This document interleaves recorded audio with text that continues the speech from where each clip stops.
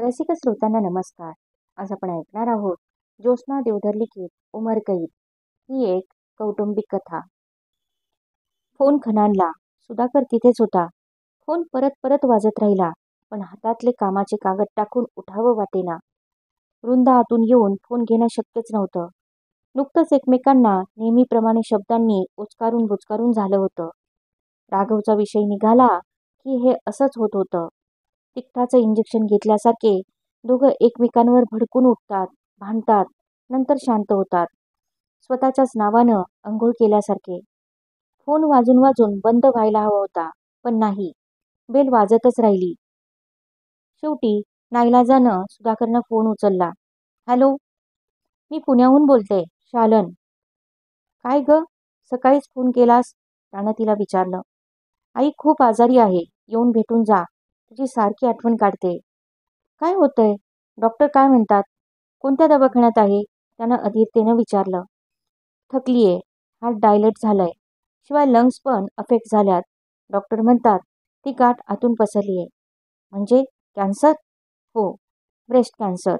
तू ये, शक्य तितक्या लवकर येऊन भेटून जा. आता तिचं काही खरं नाही. आलोच, आजच, आत्ताच निघतो टॅक्सीनं. ये, सरळ माझ्याच घरी ये, जेवण कर आणि मग आपण जाऊ आईकडे. बरं. सुधाकरनं फोन ठेवला. दारातच वृंदा उभी होती, सगळं ऐकत. कपाळावर आठांचं जाळं होतं. थंड डोळ्यांनी नवऱ्याची धावपळ पाहत होती. दगडी मनानं त्याचा चेहरा निरखित होती. त्यानं हातातले कागद ऑफिस बॅगमध्ये टाकले. शबनममध्ये टॉवेल, शर्ट वगैरे कोंबला. कपाट उघडून बऱ्याचशा नोटा पाकिटात कोंबल्या आणि म्हणाला, मी पुण्याला जातोय. मोठ्या आईची प्रकृती अगदी बरी नाहीये. शालनचा फोन होता. का? आज तर तुम्हाला फार महत्वाची कामं होती ना? राघवसाठी त्या नवीन डॉक्टरांना भेटून त्यांची अपॉइंटमेंट घ्या म्हटले तर केवढाच रागा केलात, किती चिडलात, किती भांडलात. वृंदा बोलत होती. प्रत्येक शब्द कोऱ्या ब्लेडवर ठेवून बोलत होती. मोठी आई शेवटच्या घटका मोजते. भेट नाही झाली तर जन्मभर माझ्या मनाला लागून राहील. तो दुबळ्या शब्दात कसंबसं बोलला. अहो, पोटचा पोरगा वर्षानुवर्ष झिजत पडलाय. त्याच्या शेवटच्या घटकेची वाट पाहतात, पण ती येत नाहीये. छान. तिच्या त्या तुच्छ छानला उत्तर द्यायचं म्हणजे परत भांडण, वादविवाद, मनस्ताप, उद्वेग, चीड, नकोसेपणा. समोरच्या माणसाला गोळी घालावी अशी उर्मी. वाटत होतं तिनं म्हणावं, अहो, काहीतरी खाऊन जा. नुकतेच आजारातून उठला आहात. बाहेरचं खाऊ नका. पाणी पण बरोबर न्या. तिथे गेल्यावर मोठ्या आईंची प्रकृती कशी आहे ते कळवा. पण नाही, हे वाटणं मनातल्या वृंदाविषयी होतं. लग्नानंतर घालवलेल्या सुखद वर्षातल्या स्मृतीतल्या वृंदाविषयी होतं. लग्न म्हणजे विचित्र मिक्सचर असावं. कडूपणा जावा म्हणून थोडीशी प्रेमाची साखर, छान रंग दिसावा म्हणून वासनेचा रंग. बाकी दिवसातून 3 डोस घ्या आणि जगातल्या सगळ्या कटू अनुभवांना, शब्दांना, अपघातांना, यातना, वेदनांना तुम्ही तयार राहा. पती पत्नी म्हणून खूप खूप जवळ या. नंतर खूप जवळचा माणूस वैरी झाल्यावर त्याचं अस्तित्व सहन करण्याची ताकद मात्र गमवत राहा. आपल्या कल्पनेची गंमत वाटून तो स्वतःशीच हसला. अगदी तिला ऐकू जाईल असं, दिसेल असं. भडकून पेटून जळून आतल्या आत राग झाली तिच्या मनाची. हसतोय वरती नीच. तिनं मनातल्या मनात त्याला शिवी घातली. स्वयंपाकघरात गेला. भांडी उघडून पाहिली. थोडंसं खावं वाटत होतं. ब्रेड होता, अंड होतं. ऑमलेट करून दिलं तर पटकन झालं असतं. त्यानं आशेनं वृंदाकडे पाहिलं. तिचा सुंदर चेहरा संतापानं वेडावाकडा कुरूप झाला होता. त्यानं फ्रीजमधून दूध काढलं. ग्लासभर घेतलं. पिनाळ, तोच ती कडाडली. दूध राघवला लागतं. क्षणभर हाताच्या स्नायूंनी उचल खाल्ली. ग्लास फेकून द्यावा वाटला, पण दुसऱ्या क्षणी त्यानं तो ग्लास ओट्यावर ठेवला. पाणी प्यायला. जाता जाता शेजारच्या खोलीत डोकावला. 10 वर्षाचा राघव लोळागोळा होऊन कॉटवर पडला होता. भकास थंड डोळे, ओठांतून गळणारी लाळ, वरवंटासारखं बाहेर आलेलं कपाळ, अंगात लोंबलेले हातपाय. गलिच्छ किडा अंगावरून फिरत असल्यासारखं त्याला वाटलं. त्यानं मान फिरवली. आता राघवबद्दल माया, प्रेम, कणव काहीच वाटत नाही. काय करणार? मी उद्या दुपारपर्यंत परत येतो. कारखान्यातील फोन आला तर रंगनाथला सांग. तातडीच्या कामासाठी पुण्याला गेले. आल्यावर मी फोन करतो, तो तिला म्हणाला. तिनं हो, नाही काहीच उत्तर दिलं नाही. ऐकलं तरी की नाही कुणास ठाऊक. तो क्षणभर घुटमळला. ब्लॉक बाहेर पडताच तिने धाडकन दार लावून घेतलं. 2 पायऱ्या उतरताच त्याच्या लक्षात आलं, रुमाल नाही घेतला. दाराशी परत आला. बेल वाजवणार तोच त्याचा विचार बदलला. वाटेत रुमाल नवीन विकत घेऊ. परत दार उघडायला लागलं म्हणून ती चिडणार. काय कटकट म्हणून म्हणणार. रस्त्यावर आल्यावर त्याला वाटलं, परत या रस्त्याला येऊच नये.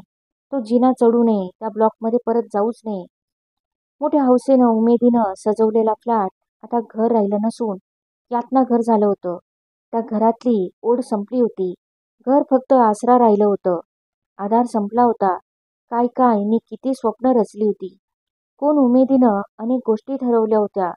पण ठरवणं आणि जगणं यात नशिबाचा केवढा मोठा अडसर असतो. दूर न करता येण्यासारखा. प्रचंड ओबडधोबड धोंडा.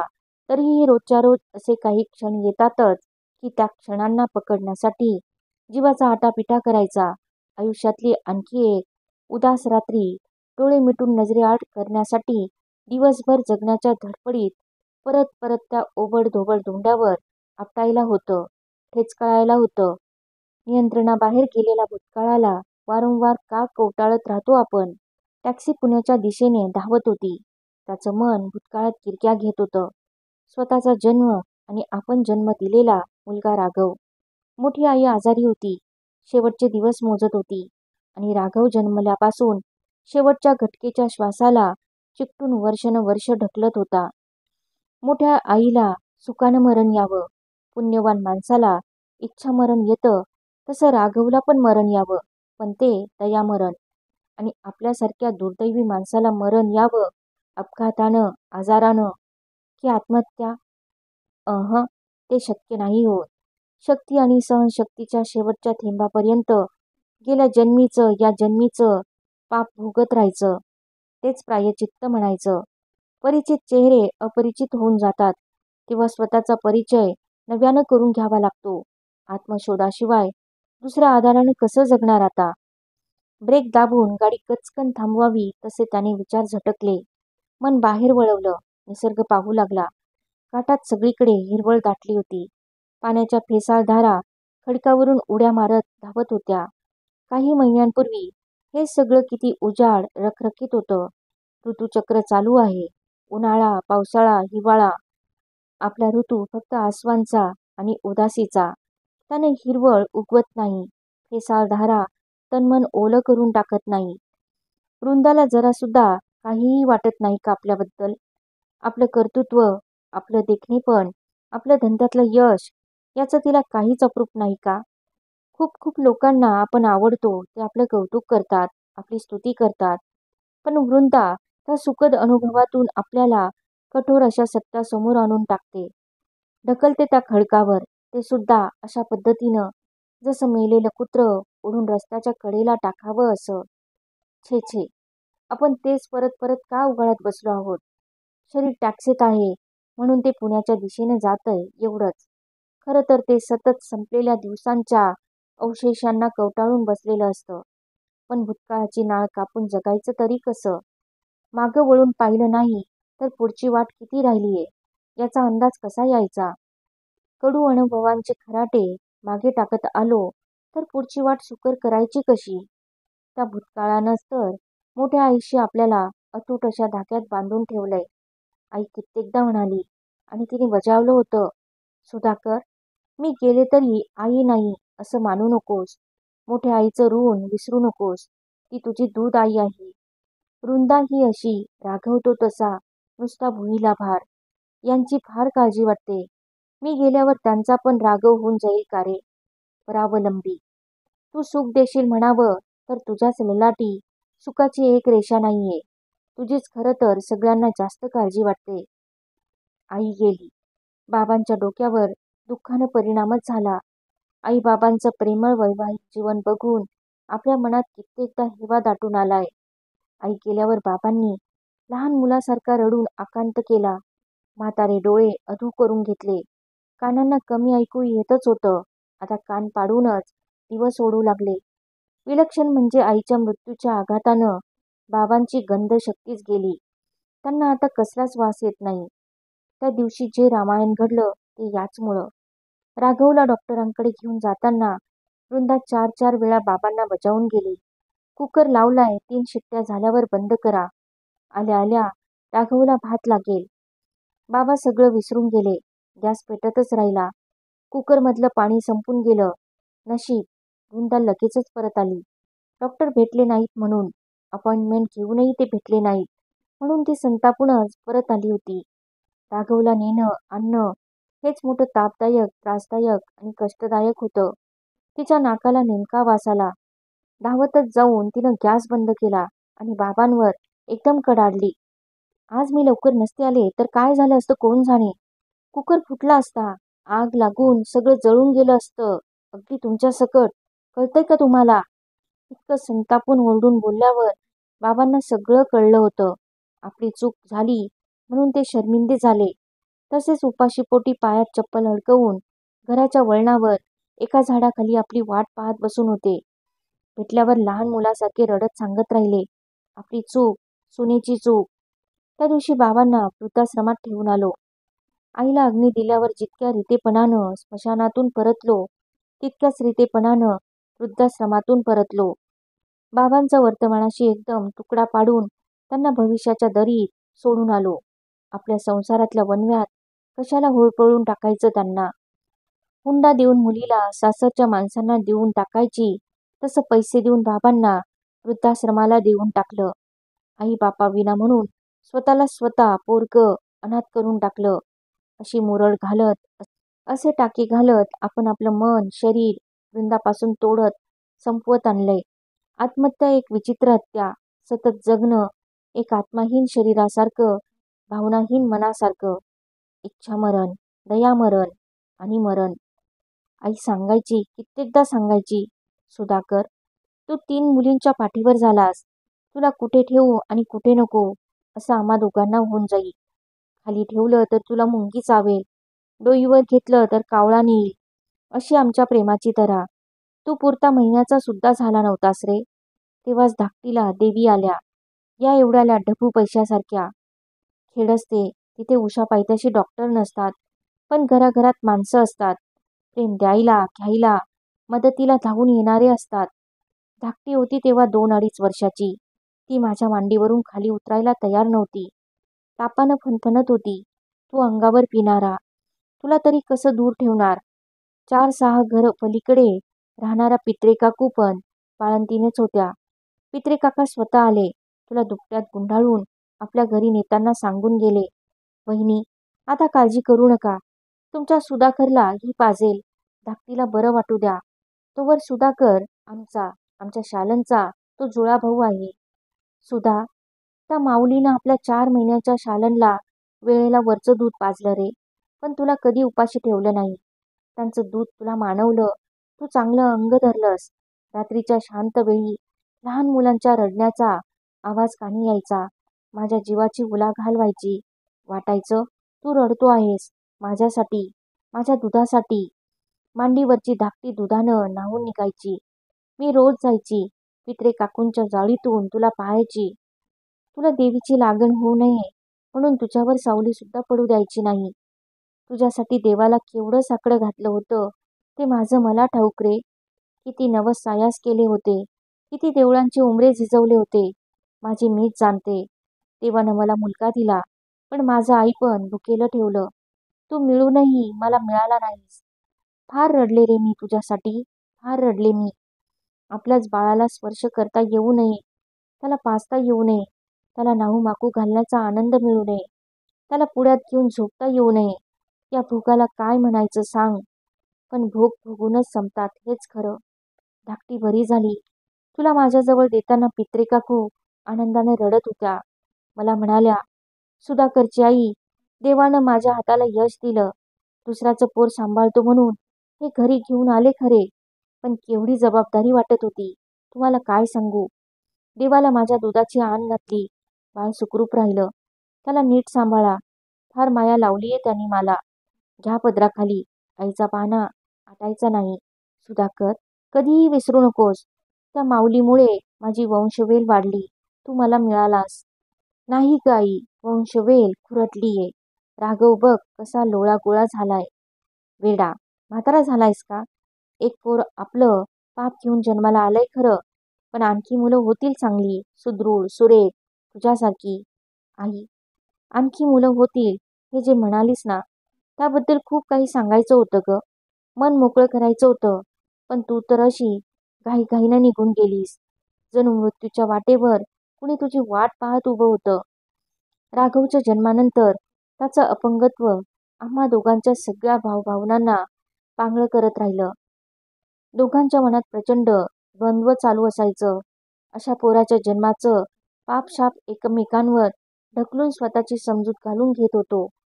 त्या दुःखातून, त्या निराशेतून वर येण्याचा प्रयत्न जसा नाकारला आम्ही. आत्मक्लेश, आत्मपीडा हा आमचा स्वभाव बनला. त्याचाच उद्गार म्हणून की काय एकमेकांना सोलणारी भाषा नित्याची झाली.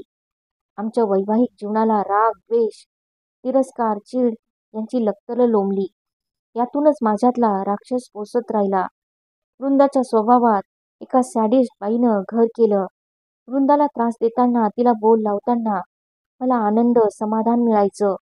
तिच्या आईपणाचा अपमान, तिच्या स्त्रीत्वाचा अपमान, राघवच्या रूपानं तिच्या पायात बांधलेलं लोढणं आणि बाई म्हणून, त्या मुलाची आई म्हणून मिळालेली 4 खोल्यांची तिला उमरकैद एवढ्यानं भागलं नाही. तिच्यावर दोषारोप करून स्वतः दोषमुक्त होण्याचा प्रयत्न करत मी म्हणालो, तू एवढी शिकलेली, गरोदरपणी काळजी घेतली नाहीस. दर महिन्याला डॉक्टरांकडे जा, तपासून घे म्हणून तुला सांगत होतो ना. पण तुम्हा शिकलेल्या, पदवी मिळवलेल्या बायकांना प्रत्येक वेळी नवरा सोबत लागतो. मी येऊ शकलो नाही म्हणून तू पण डॉक्टरांकडे गेली नाहीस. गर्भाची परीक्षा करून डॉक्टरांनी हा गर्भ पाडून टाकण्याचा सल्ला दिला असता. पण तुला माझा सूड उगवायचा होता. आमच्या घराण्याचा नाश करायचा होता. म्हणून तू हे असलं पोर मुद्दामून होऊन दिलंस. डॉक्टरांनी सांगून सुद्धा. असा हा माझ्या मनातला राक्षस वाटेल ते तिला बोलत राहिला. तेव्हापासून वृंदानं माझ्याशी सगळे संबंध संपून टाकले. आई, तेव्हापासून ती तुझ्याशी वाईट वागू लागली. तू गेल्यावर तिनं बाबांना छळून घेतलं. आमचं लग्न झालं तेव्हा ती तशी नव्हती ग. मी असा नव्हतो. पण प्रेमळ जीवांच्या मिलनातून असा शाप जन्माला आला होता. नियती म्हणतात ती हीच का? आता ती माझे सगळ्या प्रकारे हाल करते. जेवणाचे, खाण्याचे, शरीराचे, मनाचे, चांगले, प्रेमाचे, मायेचे शब्द आमच्या कोशात नाहीतच जसे. तुमचं पाप तुमच्या डोळ्यांसमोर जिवंत ठेवूनच मी तुम्हाला सतत प्रायश्चित्त करायला लावणार आहे. तुमच्या मनातला राक्षस असा जगवणार आहे. ही तिची प्रतिज्ञा आहे. माझ्याकडे अंगार भरल्या नजरेने पाहत केलेली प्रतिज्ञा आहे. ती राघवची खूप सेवा करते. त्याच्यासाठी खूप पैसा खर्च करते. अनाथ आई. तिला माहीत असूनही माझा पैसा मातीमोल आहे हे मला कळावं म्हणून तिचं जीवन तिनं संपून टाकलं आहे. अपंग मुलाबरोबर उभा दिवस रात्र घालवून ती आता सर्वार्थानं पंगू झाली आहे. या वयातच म्हातारी दिसते. तिनं स्वतःला कोंडून घेतलं आहे. राघवला पाहून वाईट वाटत नाही. इतकं तिचं संपलेपण पाहून मी खंतावतोय. आई, आता मला वृंदाची कीव येते, तिची माया वाटते. पण राघवच्या बाबतीत मात्र आम्ही दोघं एकमेकांशी धड बोलूच शकत नाही. मी शक्यतो बोलायचं, वाद घालायचं टाळतो. पण तेही तिला सहन होत नाही. तिच्या मनात अजून खूप खटखटतं. नेमका वर्मी बसेल असा भान ती सोडते आणि मग भांडण जुंपतं. आई, मी पुरुषार्थाला जागलो नाही. म्हणतात पुरुषाच्या जन्माला येऊन एकतरी झाड लावावं, एकतरी ग्रंथ लिहावा आणि एखाद्या पुत्राला तरी जन्म द्यावा. पुढच्या पिढीचा किती सुंदर विचार केलाय त्या विचारात. मी माहीत करू शकलो नाही ग आई. मोठी आई, तुझ्याकडे येतोय मी. माझ्या डोक्यावर तुझा हात ठेवून मला क्षमा कर. विचारू नकोस कशाची क्षमा. काय तुझा अपराध, कोणता तुझा गुन्हा, मी नाही सांगू शकणार. माझ्याच मनाच्या कोर्टात मी अपराधाच्या पिंजऱ्यात सतत उभा आहे. सुनावणी चालू आहे. शिक्षा कोणती ते ठरायचंय. कदाचित आत्महत्याच. सुधाकरनं रुमालानं डोळे पुसले. रुमाल कोरा करकरीत होता. डोळे ओलेच राहिले. कपड्याला सुद्धा पाणी लागल्याशिवाय दुःख टिपता येत नाही का? त्यानं थकून मान मागे टेकली.